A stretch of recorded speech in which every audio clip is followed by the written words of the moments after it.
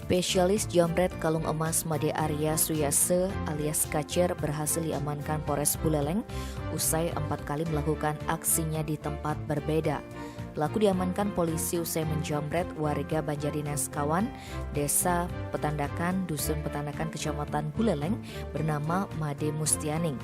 Pelaku mengambil barang berupa kalung milik korban dengan cara menarik paksa kalung yang dipakai korban. Apesnya saat pelaku melarikan diri, korban sempat melihat nomor kendaraan yang dipakai pelaku. Korban sempat mengejar pelaku namun karena terhalang mobil di depan, korban kehilangan jejak. Kejadian ini kemudian dilaporkan ke polisi. Kapolsek Kota Singaraja, Dewo Ketut Dharma mengatakan, berdasarkan hasil penyelidikan dan keterangan korban, saksi-saksi serta barang bukti berupa liontin, polisi mengamankan Made Arya Suyase alias Kacer yang beralamat di Banjardinas Babakan, Desa Sambangan, Kecamatan Sukesade. Saat diinterogasi, pelaku mengaku telah melakukan perbuatan yang sama di Kecamatan Seririt, Kecamatan Sawan, dan Kecamatan Sukesade.